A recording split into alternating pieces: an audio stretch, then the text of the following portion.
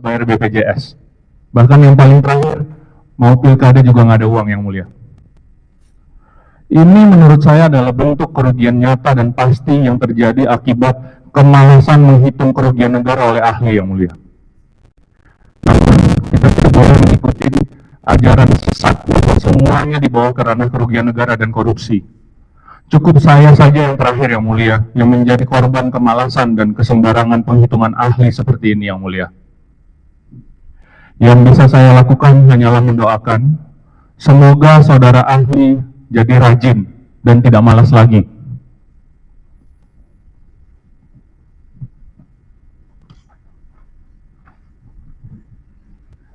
Majelis Hakim yang bijaksana, Dr. Bernard, ahli sosial-legal, mengatakan tujuan penegakan hukum berevolusi dari yang paling primitif, yaitu gigi diganti gigi, menjadi melindungi orang baik dari orang jahat, kemudian berevolusi lagi menjadi yang terakhir, mengubah orang jahat jadi baik, kalau perlu setengah malaikat. Namun apa yang terjadi baru hari ini adalah kebalikannya, Yang Mulia. Orang yang sudah baik diubah jadi jahat, Yang Mulia. Masyarakat yang sudah terbiasa menambang dari puluhan tahun, bahkan sudah menjadi budaya, sudah sempat dibina untuk menjual hasil tambangnya ke pemilik iupnya.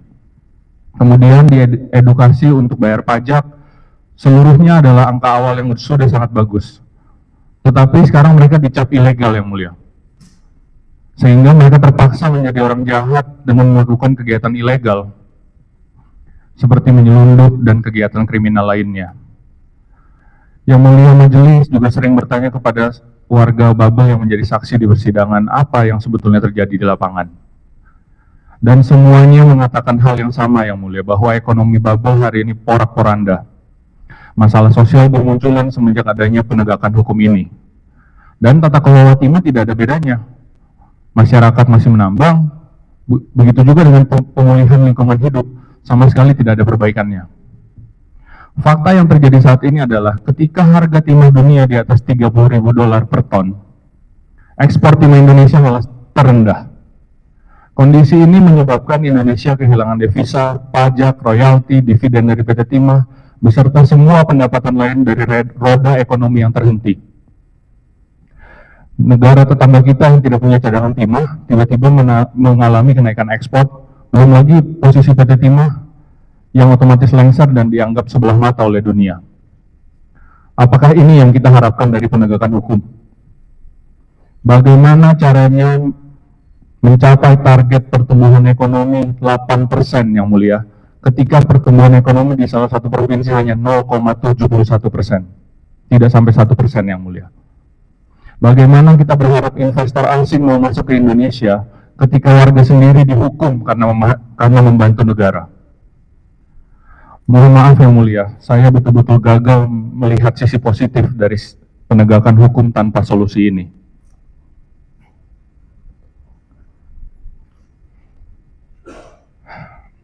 Yang Mulia Majelis Hakim, Profesor Romli, ahli hukum pidana dan salah satu perumus Undang-Undang Tipikor mengatakan, penggunaan pasal korupsi di tengah semangat pemberantasan korupsi yang menggebu-gebu tanpa disertai dengan masyarakat yang mengerti hukum sangat rawan disalahgunakan.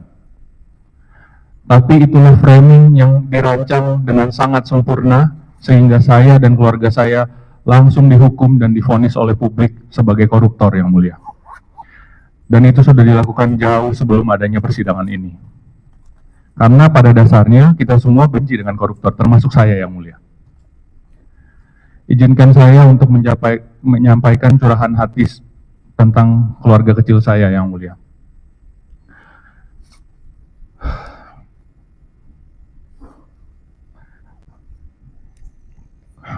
Kembali ke istri saya, izin, Sandra Dewi. Wanita, manusia paling kuat yang pernah saya tahu. Ketika dia difitnah, dihujat, dicaci maki, kehilangan nama baik, karir, pekerjaan, lalu diparadekan untuk kepentingan publisitas kasus ini, Dia sebetulnya punya akses langsung berbicara ke publik untuk melawan Yang Mulia. Tapi dia memilih untuk diam, karena di agama kita diajarkan, ketika ada kekuatan besar yang sedang menindas kita, maka yang harus kita lakukan adalah diam.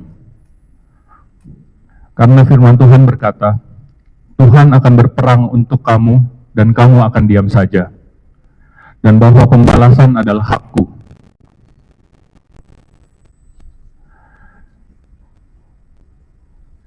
Izin menyampaikan pesan ke istri Yang Mulia. Istriku, kita sudah pernah melewati masa susah ketika Papa sakit. Kamu selalu di sampingku. Lalu ketika senang, kita menikah, dapat anak-anak lucu yang sempurna, kamu juga ada di sampingku. Sekarang kita susah lagi. Kamu tidak pernah bersungut-sungut, tidak pernah mengeluh, tidak pernah menyalahkan keadaan, bahkan menjadi pilar penyangga keluarga kita. Tanpa kamu aku runtuh. Terima kasih Sandra Dewi, kamu.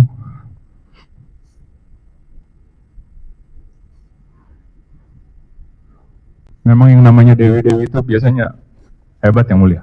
Istri beliau namanya juga Dewi Yang Mulia. Sandra, Chandra, Dewi, apa semua Yang Mulia.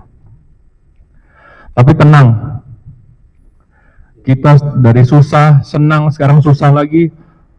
Sekarang kita tinggal tunggu senangnya aja. Masa susah terus. Titip anak-anak, jangan lupa berdoa setiap hari biar papa wamilnya cepat selesai.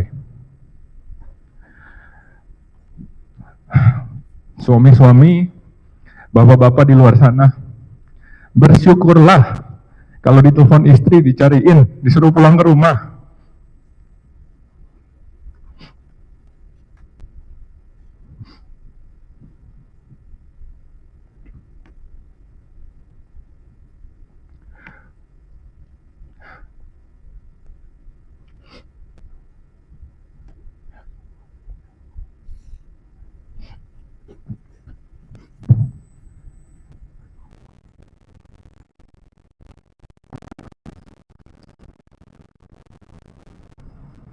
Coba apa?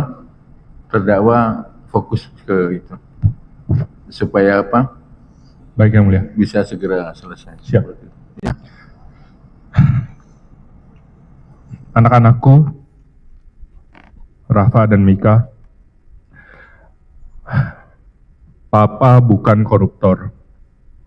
Papa bukan pejabat yang bisa menyalahgunakan wewenang.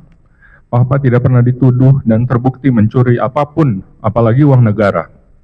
Dan Papa tidak pernah dituduh dan terbukti melakukan suap atau gratifikasi. Apapun yang orang katakan, tuliskan sekarang atau nanti, Tuhan, sejarah, dan waktu yang akan membuktikan. Malaikat-malaikatku, maafkan Papa karena harus tiba-tiba hilang dari hidup kalian yang baru saja dimulai. Hak kalian untuk memiliki sosok ayah dirampas begitu saja. Nanti kalau kalian sudah bertambah besar, Papa harap kalian bisa mengerti bahwa dunia memang tidak selalu berjalan sesuai dengan kehendak dan ekspektasi kita. Dan kadang-kadang kalian akan merasa bahwa dunia itu tidak adil. Namun satu hal yang Papa tekankan,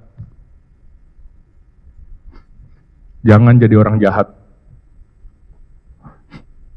Tetaplah menjadi orang baik tanpa kepahitan. Jangan menjadi serupa dengan mereka yang menghakimi kalian atau keluarga kita. Tetap peduli sesama dan menjadi berkat bagi semua orang dimanapun kalian berada.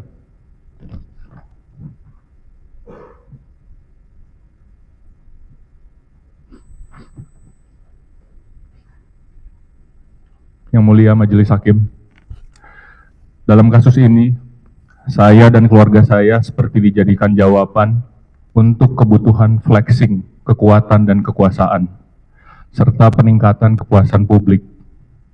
Saya harap ada hal baik untuk kemajuan bangsa yang setimpal dengan semua ini. Harapan saya perbaikan tata kelola timah jangan sekedar slogan, jangan hanya berkutat kepada tas dan perhiasan istri saya. Semoga pemerintah dapat hadir memberikan solusi kepada masyarakat Babel, agar masa depan putra-putri Babel seperti anak-anak saya cerah kembali Yang Mulia. kepada masyarakat Indonesia, saya mohon izin klarifikasi bahwa saya, keluarga saya, bahkan mungkin terdakwa lainnya tidak pernah punya, tidak pernah melihat, apalagi menikmati uang 300 triliun. Itu 10% dari APBN negara kita mungkin, yang mulia. Kalau mau dicari, mohon tanyakan ke saksi ahli yang menghitung angka tersebut. Untuk masyarakat Bangka Belitung, tetap semangat, tetap kuat menghadapi cobaan ini, tetap menjadi masyarakat yang ramah, bertoleransi tinggi, dan tidak punya batasan suku, agama, ras, dan antar golongan.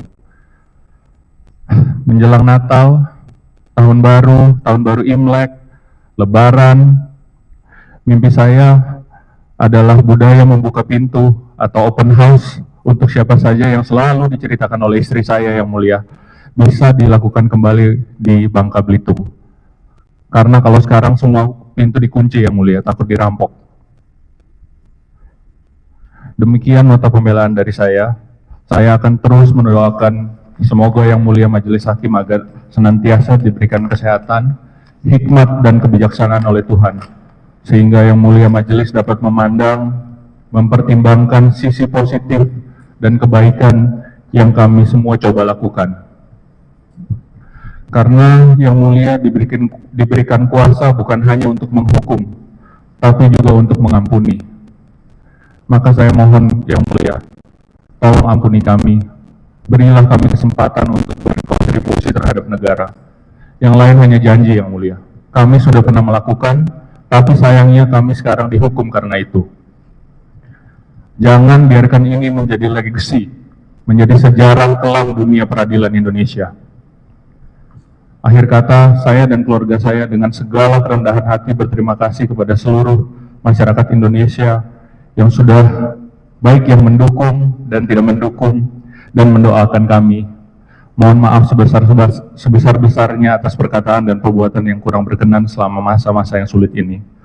Kami hanya bisa berdoa, pasrah, dan berharap agar ada mujizat Natal untuk kami tahun ini, dan semoga damai Natal di bumi senantiasa beserta kita.